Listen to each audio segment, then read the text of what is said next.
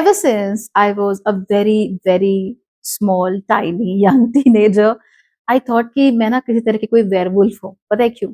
Because around full moon मुझे नींद नहीं आती थी. I just could not sleep at all. जैसे ही मतलब पूर्णिमा का चांद करीब आया, वैसे वैसे मेरी स्लीप साइकिल डिस्टर्ब होनी शुरू हो गई. हालांकि ये चीज टीनेज से पहले नहीं थी, यानी जब तक प्यूबर्टी नहीं आई थी तब तक ये चीज नहीं होती थी. प्यूबर्टी आने से पहले तो पूर्णिमा हो, आधी रात हो, पूरी रात हो, 3 बजे 3:30 बजे कोई फर्क नहीं पड़ता था. Used to sleep like crazy. But around that puberty वाला एज, वहां से नींद में डिस्ट्रप्शंस मुझे देखने को मिलने लगे. और used to search and all. अभी we didn't have too much access to Google at that time, though I'm not that old, but still, it's very hard to believe that you were a teenager without access to internet all the time. But yes, हमने बस एक ही चीज सुनी थी कि जो पूर्णिमा होती है ना, पूर्णिमा के दिन वियरवुल्फ जाग जाते हैं. और I used to be like silently believe, am I a werewolf? क्या एक दिन ऐसा आएगा that I'll turn into one? It never happened.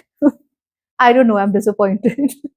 But anyway, ऐसा क्यों होता है? I know I am not the only one जिसके साथ ये होता है. बहुत सारे लोग, खास तौर पे बहुत सारी महिलाएं ये रिपोर्ट करती हैं कि फुल मून के आसपास या अमावस्या के आसपास उनको इमोशनली बहुत ज्यादा चेंजेस महसूस होने शुरू हो जाते हैं. And they feel extremely vulnerable.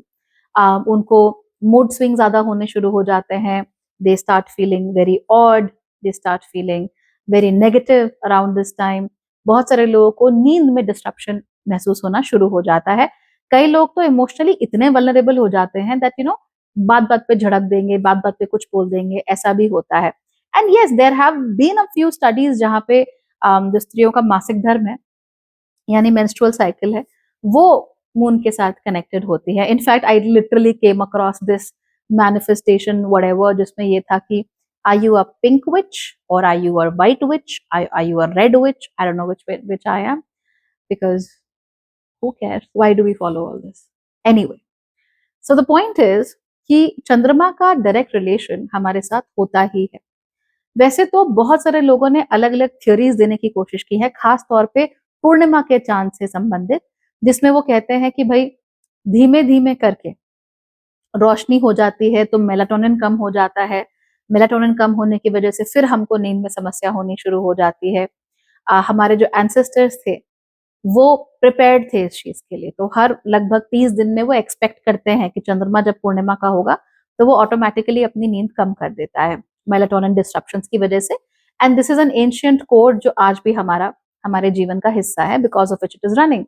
कुछ लोग ये कहते हैं कि जैसे जो टाइड्स होती हैं, चंद्रमा टाइड्स को अफेक्ट करते हैं, वैसे ही हम लोग 60% पानी होते हैं, तो हमारे शरीर के अंदर का जो पानी है उसको चंद्रमा अफेक्ट करना शुरू कर देता है. But there is a difference between tide water and human body water. मतलब आप काटो तो खून निकलता, पानी तो नहीं निकलता. So the water in the human body is very different, it's not the tidal water. और ऐसी भी कुछ थ्योरीज हैं कि भाई एंशिएंट कुछ मैजिक है या कुछ है. सो सच क्या है और इन चीजों का हमारे ऊपर असर क्यों पड़ता है, ज्योतिषीय पर्सपेक्टिव से चलिए जान लेते हैं. तो पूर्णिमा और अमावस्या ये कब होती हैं, सबसे पहले हम वो जानते हैं. पूर्णिमा वो स्थिति होती है जब चांद धीमे धीमे धीमे करके बढ़ता रहता है और एक दिन पूरी 16 कलाओं के साथ हमको आकाश में नजर आता है. और अमावस्या वो स्थिति होती है जब पूर्णिमा के बाद चांद धीमे धीमे करके घटना शुरू हो जाता है और एक दिन हमको आकाश में फिर नजर नहीं आता है. तो जो बढ़ता हुआ चांद होता है उसे कहते हैं शुक्ल पक्ष, जो घटता हुआ चांद होता है उसको कहते हैं कृष्ण पक्ष. ठीक है. और इसमें 2 फेजेस होते हैं which are very important to us.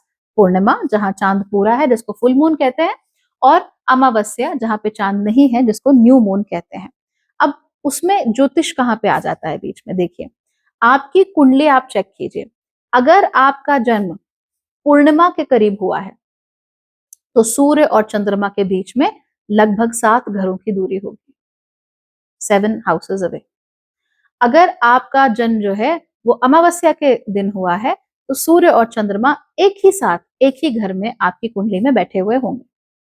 So basically जो अमावस्या है इसको हम एक तरीके से कंबशन ही मानते हैं, यानी चंद्रमा अस्त हो जाते हैं, यानी हमको नजर ही नहीं आते, it's not visible. And that is a logic you can literally apply to every other thing as well, कि अब पृथ्वी के पॉइंट ऑफ व्यू से चंद्रमा तक सूर्य की रोशनी ज्यादा नहीं पहुंच रही है, जिसकी वजह से वो हमें नजर नहीं आ रहा।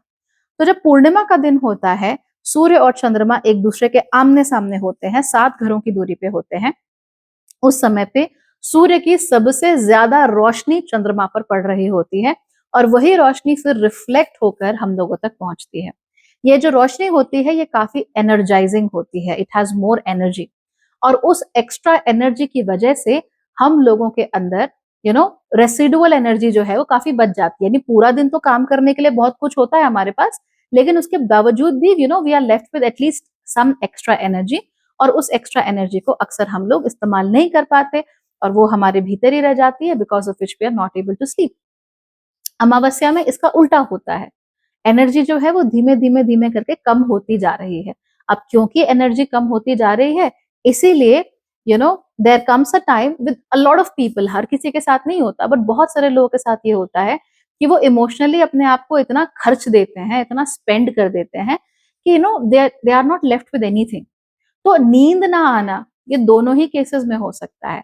आपके पास एक्स्ट्रा एनर्जी है जो खर्च नहीं हो रही, तो भी हो सकता है नींद ना आए, और आपने पूरी एनर्जी खर्च कर दी, जितनी थी उससे ज्यादा ही आप लोगों ने एफर्ट लगा दिया, ऐसे केस में भी नींद नहीं आती है। And I have notice this with me at least for a lot of occasions, कि अगर मैं काम कर रही हूँ, आज अगर मैंने कम काम किया है तो भी नींद नहीं आएगी, और अगर आज मैंने हद से ज्यादा काम किया है फिर भी नींद नहीं आती, because your mind is just exhausted like anything. तो वो ऐसी स्थिति में पहुंच जाता है कुछ लोगों का कि वो अपने को सुलाने तक की शक्ति उनके अंदर नहीं बचती, because of which they turn like zombies, और फिर वो फोन खोल के इंस्टाग्राम पे ऐसे ऐसे थंब चला चला के बस रीले देख रहे, कुछ भी देखते रहते हैं, और उसकी वजह से उनके दिमाग पे जो नेगेटिव असर है वो कुछ ज्यादा पड़ते हैं। यही वजह है कि जो शुक्ल पक्ष है उसे देवताओं का पक्ष माना जाता है, और जो कृष्ण पक्ष है उसको पितरों का पक्ष माना जाता है। डोंट वरी, राक्षसों का पक्ष नहीं है, पितरों का पक्ष है जो कृष्ण पक्ष होता है। तो यहाँ पर हमारी जो इंटरनल एनर्जीज होती हैं, यानी कि जो हमको विरासत में मिली है, जो हमारे अंदर छुपी हुई है, जो हमारे सबकॉन्शियस में बिल्कुल गहरी है दबी हुई, वो ज्यादा एक्टिवेट हो जाती है। और जो देवताओं का पक्ष होता है वहां पे हमारी पर्सनल एनर्जी जो है, इसको हम इस्तेमाल कर सकते हैं, वो ज्यादा एक्टिवेट हो जाती है। Simple is that.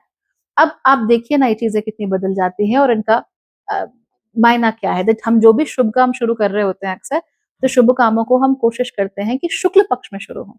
आप देखिए, अगर आपको ज्योतिष कोई भी उपाय बोलेंगे तो वो आपको शुक्ल पक्ष से शुरू करने को कहेंगे, कृष्ण पक्ष से यूजुअली नहीं करते, अगर वो पितरों से रिलेटेड नहीं होता। तो अगर हम पितरों के लिए आपको कुछ कहें कि भाई दान किया करो, तो हम अमावस्या को दान करने को कहेंगे, कभी भी आपको पूर्णिमा को दान करने के लिए, पितरों के लिए नहीं कहते हैं, बिकॉज तो सिस्टम थोड़ा अलग अलग है। So what is gone into hiding धीमे धीमे करके, अमावस्या का चांद वो पितरों की तरफ से, और कुछ ज्यादा बढ़ रहा है जो वहां पे दिक्कत हो रही है, वो बिकॉज ऑफ एक्सेसिव एनर्जी जो इस्तेमाल नहीं हो पा रहे हैं, जिसको रास्ता नहीं मिल रहा है, उसकी वजह से होती है। तो दिस इज व्हाट्स हैपनिंग। चांद हमारे पानी को अफेक्ट कर रहा है, I am not sure, because जब नींद आ रही होती है ना तो चांद भी अफेक्ट नहीं कर पाता, you just sleep like hell. तो ऐसे में आप लोगों को क्या करना चाहिए वो भी बता देती हूँ। You should be a little more active during the shukla paksha. उस समय पर आप अपनी ज्यादा एक्टिविटीज कर सकते हो, वैरायटी ऑफ एक्टिविटीज कर सकते हो, तो आपको अच्छा लगेगा। और जब जैसे ही कृष्ण पक्ष आता है, आप कृष्ण पक्ष के समय पे एक्टिविटीज थोड़ी सी कम कर दीजिए, रिलैक्सेशन अपना थोड़ा सा बढ़ा दीजिए। ऐसा अगर आप करेंगे तो आपको बेहतर महसूस होगा। हमको जो भी चीज महसूस हो रही है, मेलनकली, डिप्रेशन, एंजाइटी, पैनिक हो रहा है, पुरानी पुरानी बातें याद आ रही है, जो भी है, it's because of emotional exhaustion. It's because हम पूरा दिन डिसीजन ले लेके थक चुके होते हैं। तो जब हम शुक्ल पक्ष के टाइम समय पे ज्यादा चीजें करते हैं तो चलता है, because we have more energy.